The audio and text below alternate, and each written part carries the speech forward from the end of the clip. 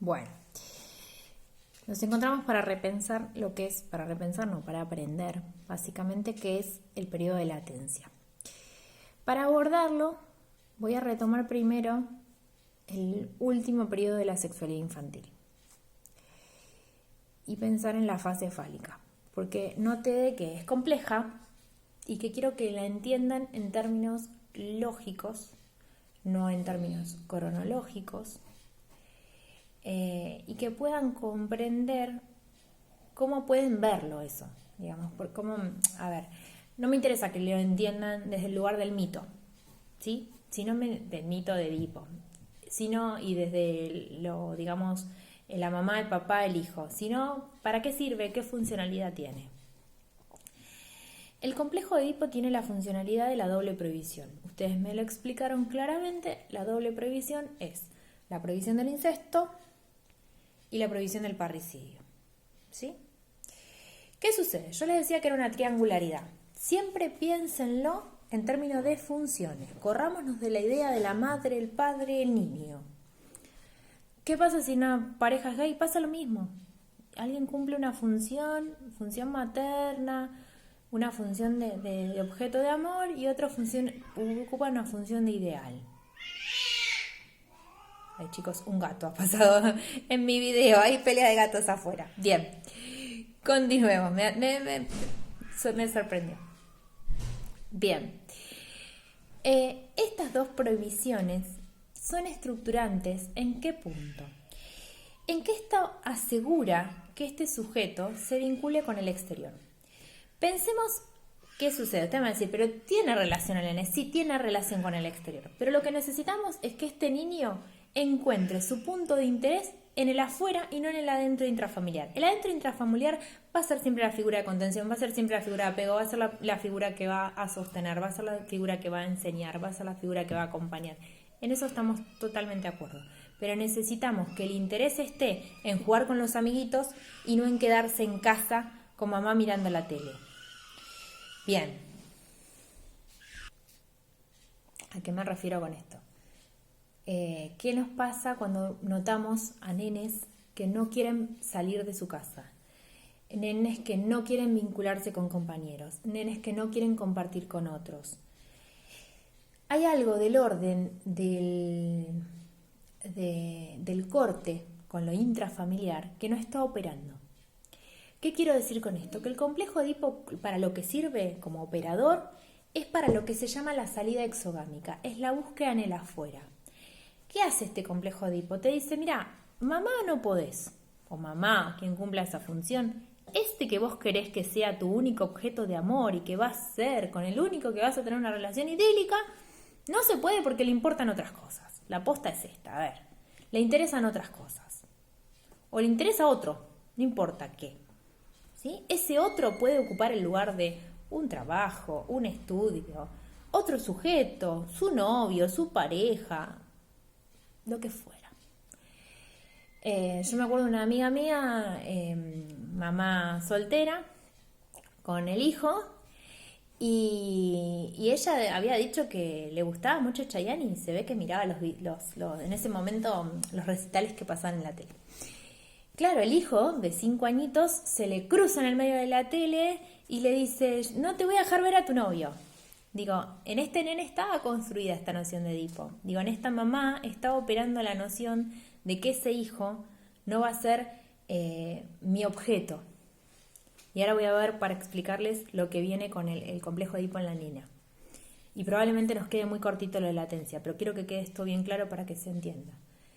El complejo de Edipo es un operador psíquico, viene a estructurarnos, a ordenarnos, a decirnos, a ver, lo familiar, la familia es lo más importante, todo el discurso que ustedes quieran, pero lo interesante está afuera. Y hay que salir a conquistar y a ver y a verificar y a aprender de la afuera, a querer estar en otro espacio. Aunque cueste, aunque dé miedo, digo, pero hay un deseo grande de los chicos de querer compartir con otros chicos, de querer ir a un cumpleañitos, de querer estar con otros chicos en la plaza, de querer ir a la casa de la tía, de la prima, de quedarse a dormir. Digo, hay un deseo de conquistar el afuera, siempre con la seguridad de que va a haber un otro que lo va a recibir cuando vuelva. Eso va a estar, chicos, a ver, eso tiene que ver con el apego construido. Si hay un apego que se ha construido, este complejo de Edipo no se da de un día para el otro. Esto opera en la mamá desde el inicio, opera en el papá también desde el inicio, el que pone un corte. Pero yo les decía, estas dos prohibiciones hacen de que vos con esta no te podés vincular. Y a este no lo podés liquidar, no lo podés matar. Con lo cual, anda buscándote otro, digamos, anda buscándote algo por fuera. Eso se llama salida exogámica y búsqueda en lo heterofamiliar. Palabras difíciles. Exo quiere decir afuera, por fuera de la familia, en una lógica endogámica. Ahora les voy a dar otro ejemplo. Y heterofamiliar quiere decir distinto a lo familiar. ¿Qué sucede muchas veces? Hay familias que son de estas que son de acoplar y no dejar salir al que ingresa de afuera. Por lo general ese que ingresa de afuera no es heterofamiliar. Viene a ser igual a la familia, viene a repetir la lógica familiar y lo que parecería que se produce es del orden casi del incesto. ¿Sí? Digo, a veces cuando las parejas son iguales a la madre, iguales al padre, ¿siempre hay algo de repetición? Sí, claramente. Algo uno busca en el otro que es repetido de lo conocido y de aquel primer objeto de amor. Y siempre hay algo de creatividad, pero eso déjenmelo que se los explico en la adolescencia, que esa es la búsqueda de la pareja en la adolescencia. Pero sí quiero que entendamos esta lógica de por qué funciona el Edipo y para qué sirve. Sirve para esto. Digo, este que yo amaba y que pensaba que con este tenía la vida cumplida porque este era el que me había apapachado, digamos, cuando era chico, el que está siempre, que está disponible, le importan otras cosas. Saludablemente no soy lo único que le interesa. Me ama, me importa y todo bien, pero me interesan otras cosas. Digo, cuando yo les decía esto de, bueno, la preocupación primaria dura un tiempo, de esa manera se va a ir construyendo el Edipo. Lo que pasa es que se hace mucho más intensa en el momento de la fase fálica, donde hay esta lógica de la construcción de las identidades también. ¿Se determina la identidad sexual? No creo. Yo no considero que la infancia determine una identidad sexual. Se está experimentando, se está construyendo, se están creando identificaciones. Hay que ver qué representan esas identificaciones. Sí creo que hay cuestiones que se construyen, como por ejemplo el de las masculinidades desde el lugar de la violencia, desde las feminidades desde el lugar de la humillación. Digo, me parece que eso se instala en la infancia, pero creo que la adolescencia es un gran punto para resignificar esas marcas y darle un sentido. Con lo cual no estoy de acuerdo con el cambio de identidad en la infancia. Me parece que hay que darle tiempo, que los chicos están jugando y experimentando. Me parece que viene a tono con este tema. Digo, es pensar que la identidad se va construyendo y que el momento donde, yo les decía, es hablado por el otro, y en la infancia principalmente es hablado por el otro, aún el discurso del adulto tiene un peso muy importante. ¿Vieron cuando se dan las peleas entre los chicos de primaria? Y si ese papá o esa mamá ocupa un lugar importante, no, le lo dijo mi papá. Se lo dijo mi papá, es como palabra santa, ¿viste? O sea, no hay posibilidad de que papá y mamá se equivoquen. Digo, hay una pregnancia del discurso paternal muy fuerte, y eso a veces influye demasiado y tiene que ver con los ideales que también los adultos les transmitimos a nuestros hijos. Digo, ¿no? De cuál es un ideal femenino, cuál es un ideal masculino. Los nenes no lloran, digo, esta lógica que se transmite. Las nenas tienen que ser prolijitas. Por suerte hoy por hoy se está modificando mucho de eso, y desde el lugar de madres y de padres y de mapadres o de funciones se van cambiando esta idea de no clasificar tanto, de dejar que el otro conozca, explore y elija. Más allá de que uno le asigna ideales. Y después, bueno, verá qué plasticidad tiene el sujeto para poder cambiar y jugar con estos ideales. Pero volvamos un poco. Yo les decía, esta lógica construye la necesidad de salir de afuera. ¿Qué deja como saldo el complejo de Edipo? El super-yo, la construcción de la tercera instancia psíquica. El ello no se construye. El ello tiene que ver con las pulsiones y tiene que ver con aquello de lo instintivo que pulsa siempre por la descarga. El yo se construye, sí, efectivamente, el yo se construye. ¿Cómo se va construyendo? Se va construyendo a partir de las distintas instancias donde se va consolidando la diferenciación con el otro. Se construye durante toda la vida y por lo general representa la parte consciente del sujeto. El ello representa la parte inconsciente del sujeto. Y el superyo va a representar a la instancia preconsciente del sujeto, el superyo. ¿Qué es el superyo? Es la conciencia moral. Ahí van a ubicarse los ideales. Los ideales nos regulan nuestra manera de actuar. Si yo considero que es de re macho pelearme con los otros y que si el otro me dijo algo lo tengo que agarrar a trompadas, mi superyo no va a decir nada si yo lo agarro a trompadas.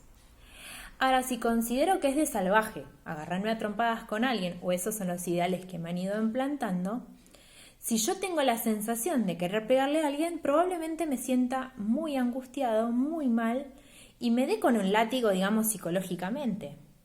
O me salga algo mal, digo, si yo mi lógica, yo atendía un pacientito, y ahora sí viene a tono con la latencia, el paciente tenía esta situación familiar. Se las explico y si no después la semana que viene se las grafico para que la entiendan. Mamá, papá, ¿sí? La mamá queda embarazada del papá, novio de 3 meses, o sea, hacía 3 meses que estaban de novios. Cuando se lo cuenta el papá se asusta, desaparece, reaparece. Cuando nace el nene reaparecen. Intentan convivir, no hay chance. Ella consigue una pareja con alguien mucho más grande que ella, que yo consideraba que ocupaba un lugar bastante paternal para ella. Ahora van a ver que era particular ese sujeto. Se junta con esa persona y le hace que pierda el rastro el papá. No le permite vincularse el papá.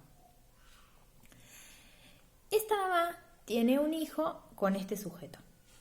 Este papá, gracias a que se pone en pareja con otra mujer, y esta mujer dice, no, vos tenés que buscar tu hijo, a los 10 meses del nene se revincula con el nene. Hace un juicio, pide la vinculación con este chico, por intermedio del juzgado, se produce esta revinculación. Cuando el nene llega a terapia, porque el papá me dice, él no entiende que yo soy el papá y que con el otro con el que se crió no es el papá, y lo llama papá. Este sujeto, con el otro con el que estaba, este otro no papá, tenía características bastante perversas.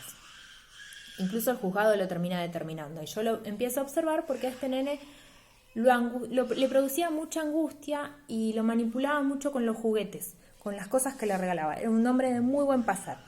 Esta mamá se separa de ese hombre y tiene un hermanito con este papá. Este papá lo venía a buscar lo venía a buscar a este chico y a su propio hijo no lo venía a buscar. Tenía una relación construida bastante extraña con este nene y le generaba una cuestión, ¿vieron?, de prohibido nuestro amor. Digo, esta cuestión de que no nos dejan ver, ellos son malos, ellos no te dejan vincularse conmigo, lo iba a buscar hasta la puerta de la escuela, una cuestión bastante extraña. El padre a su vez se junta con otra mujer y tiene un hijo más.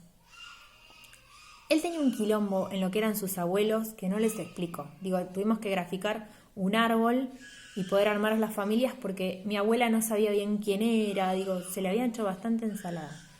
¿Qué característica de sintomatología tenía este nene? Era sumamente ordenado y no se le podía desordenar una figurita. No te las prestaba porque se las ibas a romper y desordenar. Piensen que la lógica de la cabeza de este chico era un quilombo su familia. A su vez su mamá se junta con otra persona y tiene otra nena, queda embarazada, y en ese momento él se pone sumamente rígido en la prolijidad de la escuela, y si algo no le salía rompía las hojas. Consideren que en esta lógica para este nene estaba siempre perdiendo su lugar de protagonista, porque siempre había otros, ¿sí? Y tenía un super yo extremadamente moralista. Bien, como yo les decía, la realidad es que la cabeza de este chico estaba muy enquilombada. En su modo de resolución de estos conflictos era la necesidad de un orden. Recuerdo que el papá, cada vez que lo traía y salía de la sesión, el nene, me decía, ¿y cómo se portó mi rey? Y yo en ese momento me llamó la atención y me chocó. El complejo de Edipo lo que provoca también es la caída del lugar del yo ideal. Esta idea de que yo soy el mejor, que yo soy el que mamá quiere, el que papá quiere, y lo que da lugar a la construcción es a ideales del yo. Digo, este cambio de palabras tiene que ver con lugares donde me voy a identificar y no soy ya más el ideal. ¿Se entiende? Digo, es este lugar de la caída de omnipotencia infantil. Piensen que el sepultamiento del complejo, lo que se llama sepultamiento del complejo de Edipo, que es la caída de ese lugar omnipotente, es el inicio de la latencia. Ahora se las voy a explicar como a grandes rasgos para que puedan abordar el texto, qué es lo que quiere decir, y después le vamos a seguir dando vueltas. Pero lo que quiero que les quede bien claro es esta idea de cuál es la funcionalidad que viene a tener el complejo de Edipo. ¿Qué pasa si no hay complejo de Edipo? Si no hay un otro que venga a producir estas prohibiciones, estos cortos, o estos cortos no está instalado en la lógica de quien cumpla la función de maternar o paternar, digamos, ¿no? Porque puede ser un papá que cumpla la función de cuidados, pero que sepa que ese hijo no va a ser solo suyo. Me voy acordando de otros ejemplos. Y ahora se los cuento el del lado del papá. Lo que puede pasar es que este niño quede en un lugar de captura. Ahí voy con el ejemplo. Me trae la mamá un pacientito de unos 7 años, sí, 6, 7 años, con terribles problemas de conducta en la escuela, ya no sabía más qué hacer en la escuela, me dice a mí me maltrata, a mí me trata mal, me dice que soy una prostituta, que yo no lo quiero, que yo lo dejé al padre. El padre, un sujeto sumamente violento, ya estaba divorciada del padre hace unos cuantos años, estaba en pareja con un señor bastante mayor que ella hace unos cuantos años también. Ella bastante lábil emocionalmente como para contener a este chico. Lo que ella me cuenta es, bueno, lábil porque tenía una historia complicadísima, digamos, de vida. Ella fue criada por su abuela, su mamá en realidad la quería abortar cuando nació, el aborto salió mal y eso causó de que ella tuviera que nacer muy prematuramente y que la mamá quedara estéril de por vida. Con lo cual cayó un peso sobre ella profundo, ella sin vincularse con su mamá, solo con su abuela, su papá había desaparecido también. Bueno, una situación complicada la de esta mujer. Ella tenía una hija mayor que vivía con el padre, o sea, fíjense la dificultad de esta mamá para contener también. Digo, una mamá que no tenía mala predisposición, no era falta de cariño, tenía dificultades para contener y alojar al otro.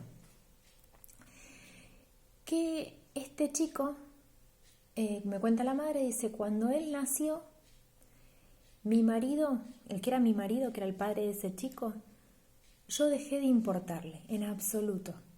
Todo era el nene.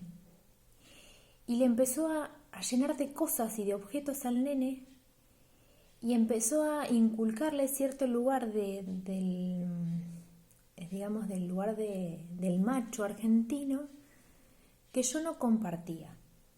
Pero dice, no me podía imponer a él porque él lo primero que me decía, yo te lo saco y vos no tenés nada. Digo, fíjense la violencia que ejercía este hombre en esta mujer, por algo se juntó con él.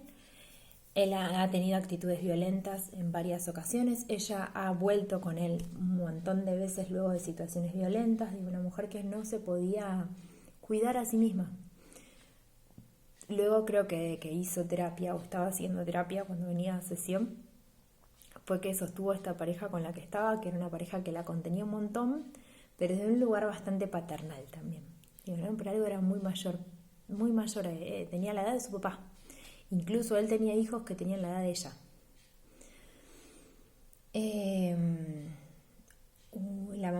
Esta mamá le costaba organizarse para dedicarle tiempo a este nene.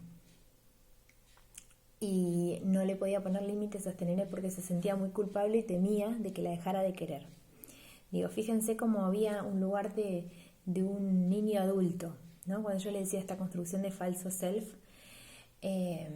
cuando yo a este nene le digo de jugar a dibujar, no porque eso es de nenas. Los nenes juegan a jugar a la pelota. Bueno, ok, juguemos a jugar a la pelota, le digo yo. Yo soy una nena y juego a la pelota. Digo, no tengo problema. No, pero vos no podrías jugar conmigo. es lo que él empieza a decirme. Las nenas no juegan a la pelota. ¿Y cuál hay? Yo juego a la pelota. Es más, tengo acá una pelota y le mostré una pelota. Digo, no sé mucho de fútbol, pero vos me enseñás. Yo sé de otras cosas. Bueno, la realidad es que se pudo trabajar con él, hubo que construir mucho el trabajo en relación a los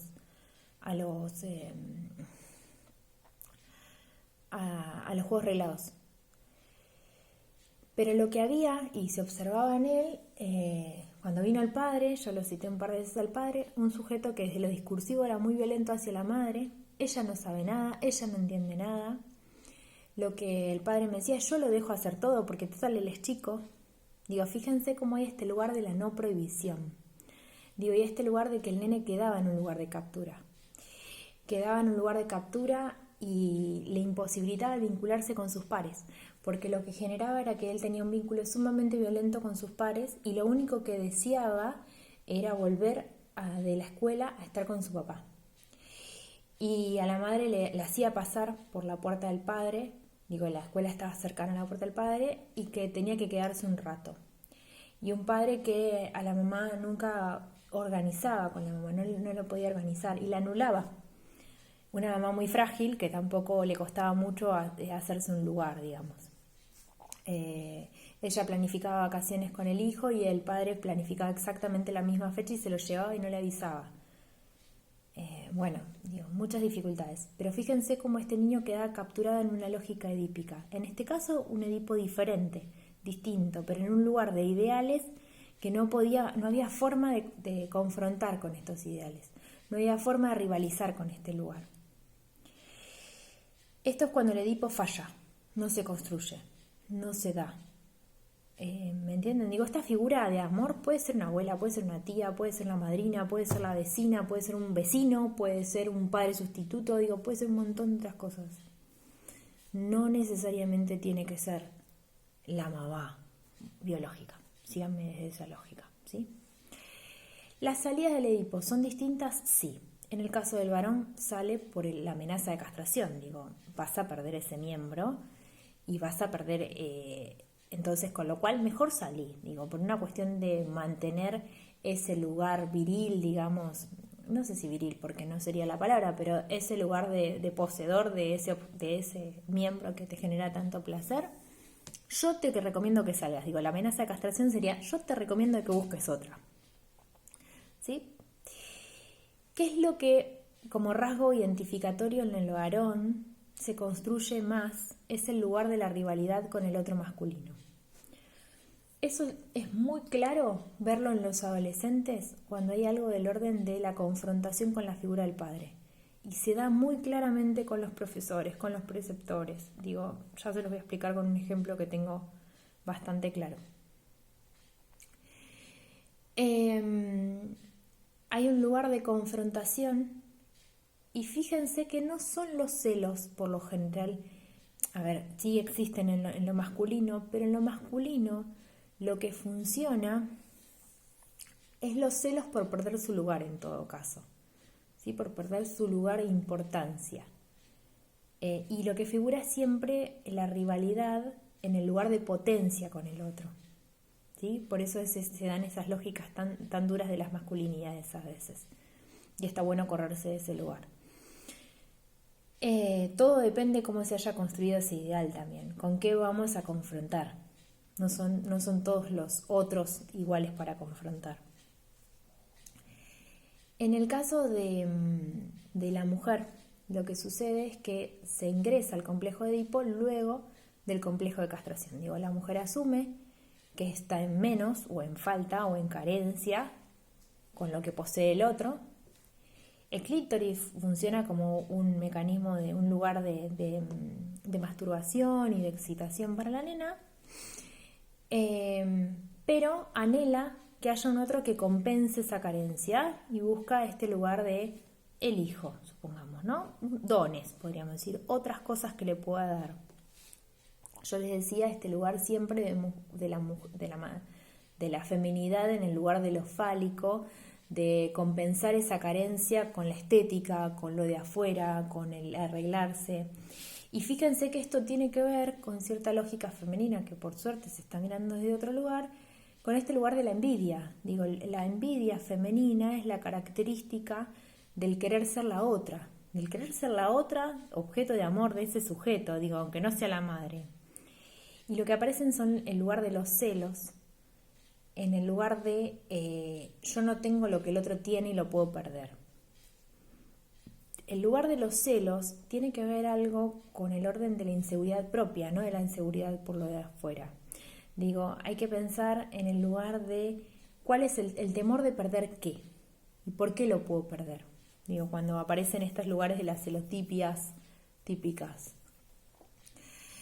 Te los dejo para un poco más adelante en la adolescencia repensarlo en las parejas. ¿Qué características tiene la sexualidad infantil? Es polimorfa porque se satisface con diferentes zonas. Es perversa porque la meta no tiene que ver con... O sea, es perversa desde el punto de vista de cómo define Freud la perversión en la sexualidad humana. No tiene como finalidad el coito ni la reproducción. Es autoerótica porque se satisface con el propio cuerpo. Tiene objetos de descarga parciales. Digo, la descarga es más inmediata. Y lo que es fundamental de la sexualidad infantil, como articulador de esta sexualidad infantil, y donde aparece la terceridad, que es muy importante porque lo que viene es a producir un corte en esta pareja. Digo, fíjense que nos llevó todo un proceso a la diferenciación y aparece un corte. Tiene que ver con el complejo de Edipo. El complejo de Edipo, en toda su trayectoria, va a poner un punto de pausa a la sexualidad. Y esta va a ser la latencia. ¿Qué pasó con el complejo de Edipo? Lo que se instaló y que se construyó, yo les decía, desde el super yo, como conciencia moral. Este super yo me instala cuáles van a ser los ideales. Este super yo, y en conjunto la cultura también, como influente, más que nada la cultura occidental, lo que viene a marcarle es que esta sexualidad, así como se manifiesta en la infancia, primera infancia, no puede continuar porque se necesitan otras pautas que cumplir y otras cuestiones que la sociedad espera de un niño a los 6 años. Digo, fíjense cómo la cultura, la escuela, la construcción de la institución escuela, la construcción de ciertas normativas sociales y la lógica interiorizada de esas normativas sociales, pensemos que en el periodo operatorio dijimos de que se incluía este lugar de la importancia del vínculo con el externo. Digo, fíjense cómo van en paralelo. Nos hacen construir esta intención de que la sexualidad necesita un momento de silenciamiento para dar lugar a otras cosas que la sociedad ubica como muy importantes. Vamos a ver que esta sexualidad queda silenciada, pero no desaparece. Lo que se construye es lo que podríamos decir un dique. Pensemos la sexualidad como si fuera el agua de un río, es el ejemplo que me pareció más claro, y la necesidad de construir un dique para que esa agua fluya de determinada manera por un canal determinado. Ese canal determinado va a ser la sublimación, el famoso mecanismo de sublimación. ¿Qué es el mecanismo de sublimación? Es un mecanismo de defensa, lo reprimido, que es toda esta cantidad, cúmulo exagerado de sexualidad, tiene que ir por un canal encauzado. Ese canal encauzado es el aceptado social y moralmente. Por lo tanto, la sublimación tiene que ver con un modo de canalizar esa energía psíquica, esa tensión pulsional, generando un efecto placentero, pero a su vez aceptado socialmente. ¿Bien?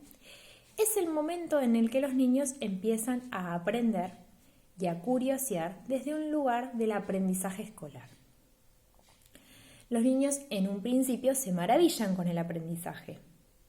Fíjense lo difícil que les es para los nenes de primer grado aprender en este contexto sin compañeros.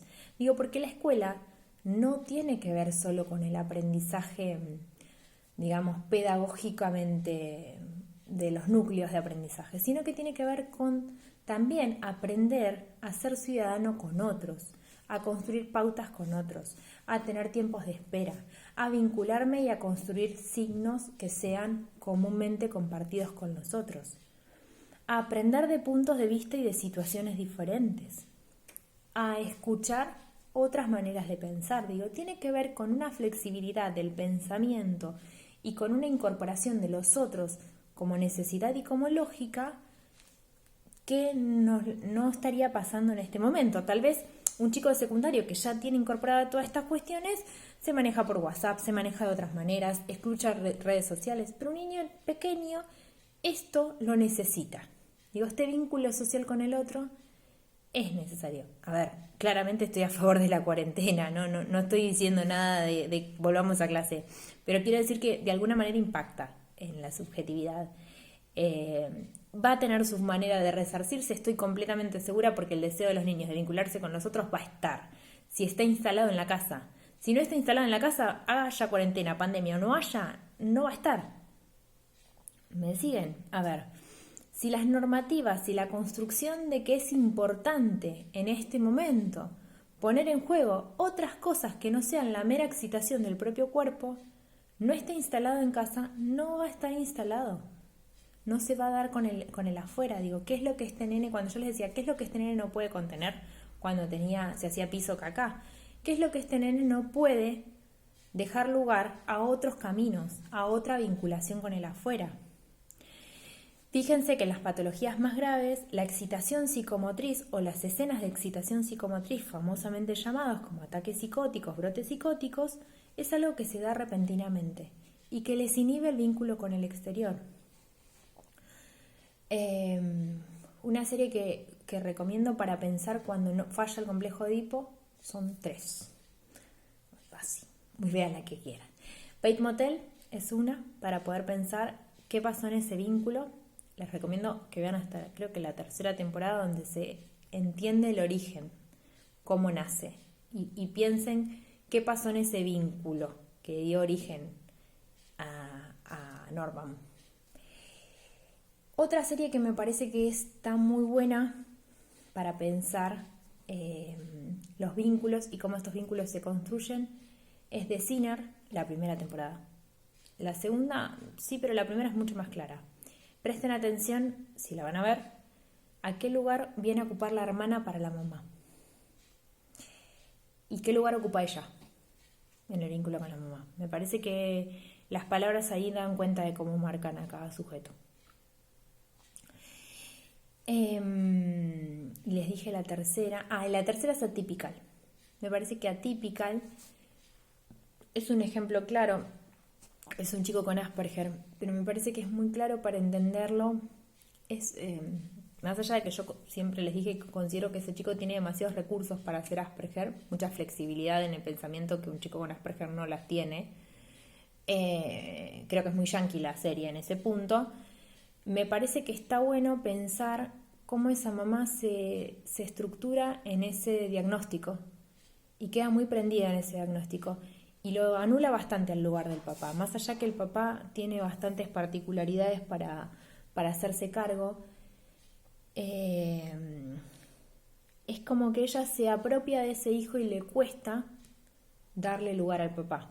Digo, hay una escena que es bastante clara cuando a él lo convocan para el día que es reunión de equipo, y es como que todo el tiempo él intenta explicar lo que ve de su hijo sin conocimientos teóricos, y todo el tiempo le dicen, no, lo que vos ves no es eso, o no, digo, él lo ve desde el lugar de la potencia y ella no. Volvemos a la latencia. Es este momento de pausa en la sexualidad, yo les decía, se da este lugar de complejo de Edipo, y lo que aparecen es la instalación de diques psíquicos. ¿Qué son diques psíquicos? Son contenedores psíquicos. Y lo que aparecen es, de alguna manera, conductas socialmente aceptadas y conductas que no lo son. Y estas conductas que no lo son contenidas por estos diques, y lo que aparecen, estos diques, no son ni más ni menos que el asco, el pudor, la vergüenza, la estética, la moral. Digo, ¿no? Piensen que en este momento más de una vez se ven exacerbados. Digo, tenemos los chicos que de repente se ponen súper vergonzosos, o de repente les dan asco todas las comidas. Digo, ¿no? Esto suele funcionar mucho a veces en algunas... Eso está mal. Lo que vos estás diciendo son malas palabras y eso no se dice. Digo, te empiezan a decir cuando capaz que un año antes las decían y les causa gracia. se ponen muy estrictos en el lugar de que el pensamiento está muy regulado por lo moral y lo que es aceptado o no aceptado. Piensen que están aprendiendo a convivir en sociedad y están buscando la búsqueda de ser aceptados por los otros que no conoce. Pero está buenísimo que esté el deseo de querer vincularse con esos otros. Me parece que eso es lo que uno tiene que ubicar también cuando nos traen algún chico que es muy hablado por los adultos. ¿Hay deseo o no hay deseo? ¿Qué es lo que quiere ese chico? Estoy atendiendo una paciente que tiene un retraso madurativo, con una mamá que siempre la ve como niña y le cuesta mucho pensarla como adolescente. Y un papá que empecé a apelar al papá, y un papá que empieza a registrar las potencias que esta nena tiene. Más allá de que esta nena no sepa sumar o restar correctamente como acorde a la edad de ella, esta nena tiene mucha facilidad para el vínculo social, para la solidaridad, para el estar a disposición del otro, para ser la portavoz, en su grupo, que ella va a una escuela especial, es la portavoz de las demandas de los otros y las articula y las plantea de un modo muy claro. Creo que, y tiene un gran deseo por vincularse con gente, con chicos de su edad y con chicos que no sean la mayoría de sus compañeros tiene un rendimiento muy inferior a ella. Ella tendría más o menos, parecería, si uno la ve desde el lenguaje, desde el modo en que se maneja, es una puber. Estaríamos saliendo de la latencia, iniciando la pubertad, más o menos 12, 13 años, el tipo de procesamiento incluso cognitivo está al inicio de un periodo formal, como para que ustedes se ubiquen. Ella está alfabetizada, le cuesta mucho el lenguaje, pero por una cuestión de que le falta práctica y le falta poder hacerse cargo que es adolescente y poder permitirse crecer, porque hay una mamá que todo el tiempo la ve en el lugar de la niña. Entonces es una mamá que inhibe mucho ese desarrollo. Con lo cual lo que potenciamos con ella es el lugar de la responsabilidad respecto del querer crecer. Ella desea querer crecer y a veces lo hace atropelladamente. ¿Qué atropelladamente? La otra vez se fue de vacaciones y se metió en un lío porque empezó a compartir fotos que no tenía que compartir. Se metió en una cuestión tipo sexting.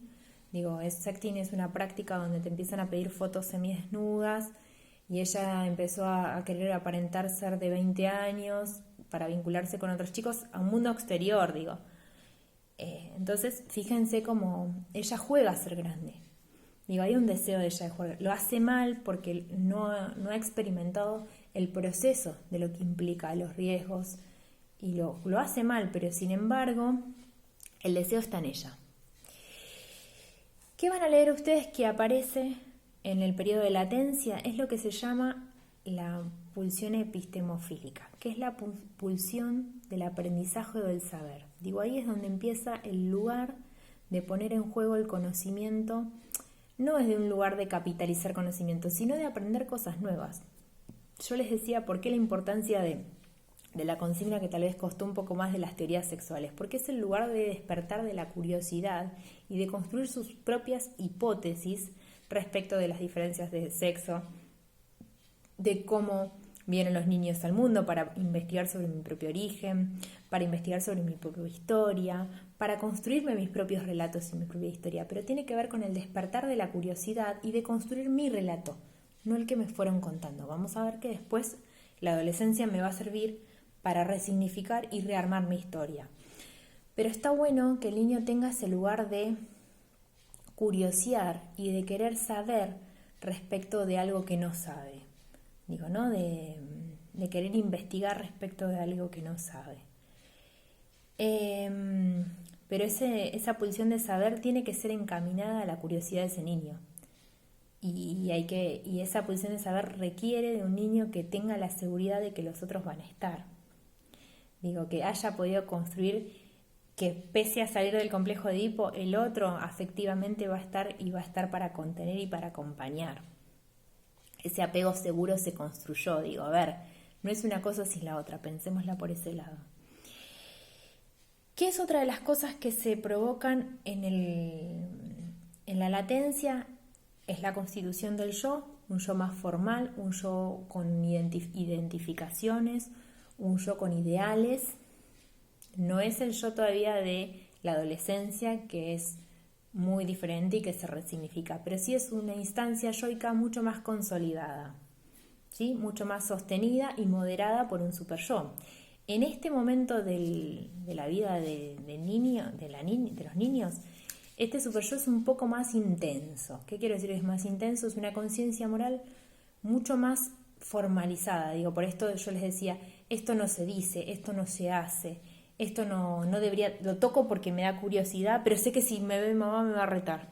Digo, está muy construida la imagen de que aún hay un adulto que puede retar, de que hay un adulto que puede visar, de que aún se puede perder el amor de un adulto. ¿Sí? Piénsenlo en la lógica de un niño. Si la señorita me grita, si la señorita me habla, digo, ¿por qué? Por el temor de perder el amor de ese otro. Sin embargo, el adolescente tal vez tiene que ver con un lugar más de no perder la atención de ese otro más que el amor de ese otro. Digo, no perder la atención y el lugar que representa para ese otro. Pero es de un lugar de iguales ya, distinto. Por eso les digo, es distinto. Ya no funciona desde una instancia más moral y más crítica, como es el super yo.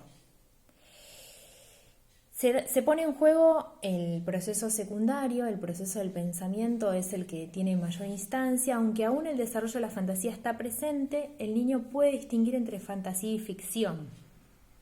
Entre fantasía, ficción o realidad. El niño puede estar en este interjuego. Entonces, lo que funciona en la instancia de la latencia es este lugar a poder dar lugar a la complejidad del pensamiento y luego poder dar lugar también a la complejidad de la fantasía sabiendo que estoy dentro de una fantasía, ¿sí? Que es confuso en el momento de la niñez, donde hay más atracción por el desarrollo de la fantasía que por el desarrollo del pensamiento, de la primera niñez, quise decir, que por el desarrollo del pensamiento. Si este proceso secundario que tiene que ver con el desarrollo consciente y preconsciente, que ustedes ubicaron claramente en el texto de Janín, que tiene que ver con el desarrollo del relato, con el desarrollo de la importancia de construir pensamientos cada vez más complejos, que me da un lugar de autonomía en mi discurso. ¿Por qué me da un lugar de autonomía? Porque lo que yo sé me instaura como yo sé, ¿se entiende? Yo aprendí, yo esto ya lo sé. Ay, esto yo ya lo sé, mamá, no me lo expliques de nuevo, digo, ¿no? Hoy yo ya soy grande para esto, digo, estas cuestiones que empiezan a aparecer en la latencia tienen que ver con esta autonomía que me garantiza el pensamiento y con esta cuestión de poder anticipar las acciones, de poder mediatizar esas acciones con el pensamiento.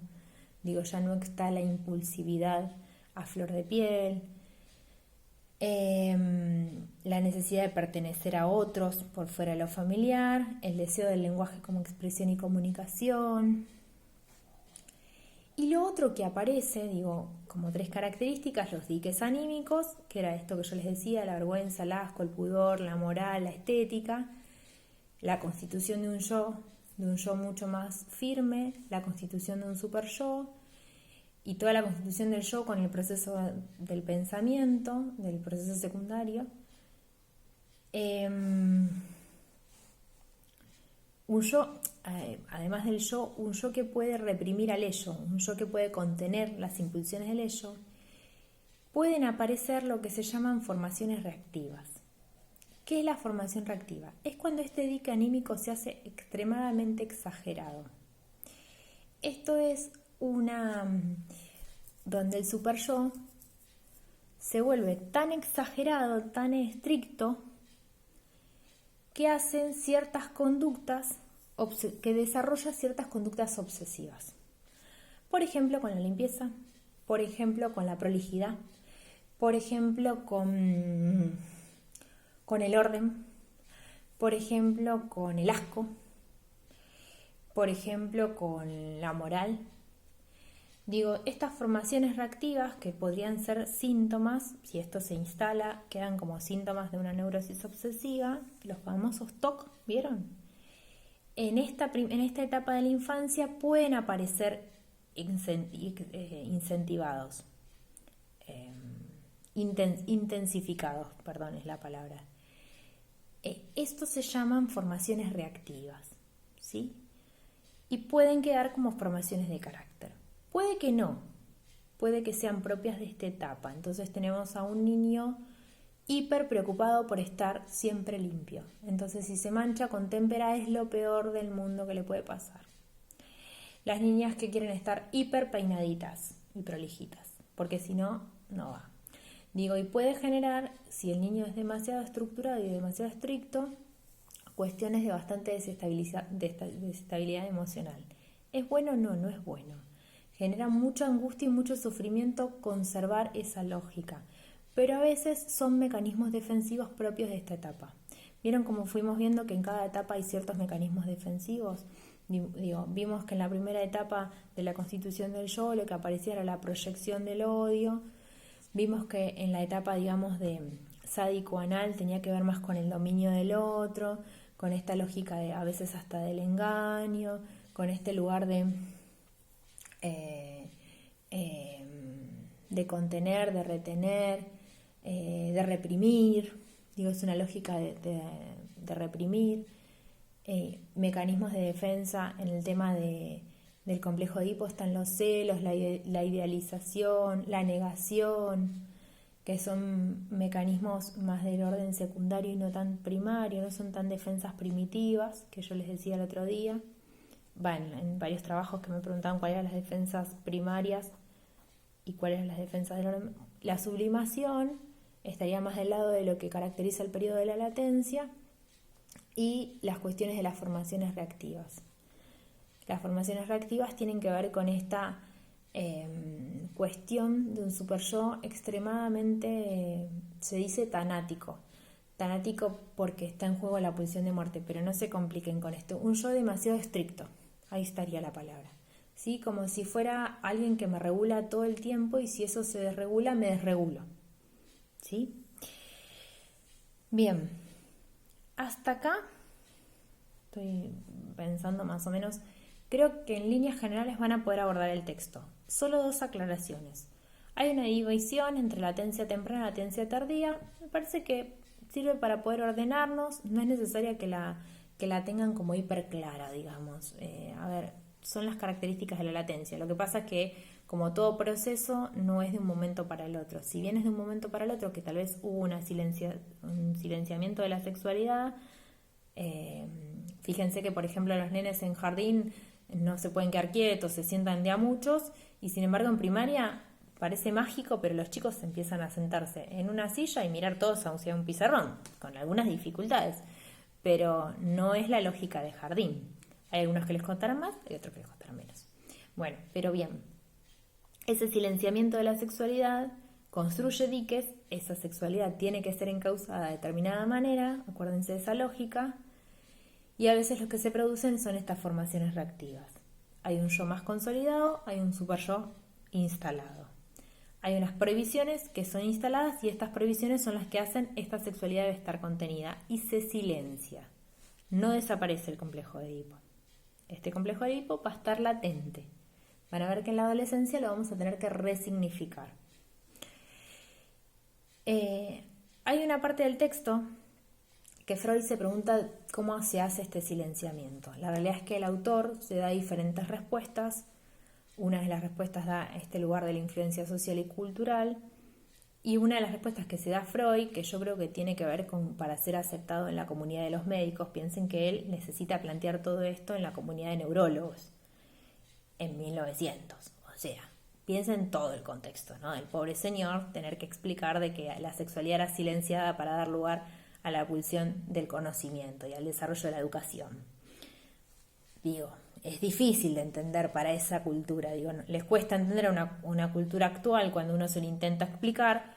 La realidad es que les es mucho más difícil entender para esa cultura que el niño debía ser prolijo y ordenado y los niños no debían saber nada de los adultos. Con lo cual él dice, bueno, tal vez tenga que ver con un cambio hormonal, tal vez, hormonal no, porque no existía esa noción en el momento, tal vez tenía que ver con un cambio fisiológico, con que el cuerpo se empieza a preparar para lo que debería ser la pubertad. No le den tanta importancia a esa lógica, digo, a esa causalidad orgánica. Me parece que confunde más de lo que ayuda. Piensen que tiene que ver con todo el proceso que se va desarrollando gracias al complejo de Edipo y gracias a un marco social y cultural que nos organiza y nos ordena también y nos hace para formar parte, ustedes me lo dijeron, para formar parte de la cultura tengo que renunciar a algunas cosas, para formar parte de la cultura tengo que renunciar a algunas cosas. Es esto en este mismo momento otra vez. Bien, bueno, les voy a dejar los textos, les voy a dejar un trabajo que me lo van a entregar en una semana. La idea es poder ver en ese trabajo la clase esta y la clase anterior que tenía que ver con Piaget, para ir cerrando esta unidad. Y ir viendo qué es los conceptos que quedan un poquito claros. Por eso yo hoy retomé lo del complejo de Edipo, porque vi que tal vez me faltó tiempo o necesitamos tiempo de procesar también tanta información que es compleja, ¿sí?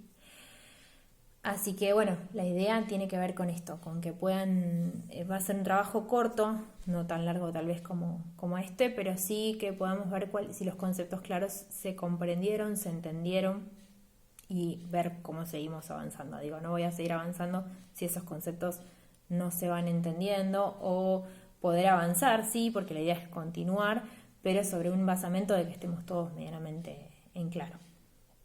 Así que les mando un beso grande, cuídense mucho, como les digo siempre.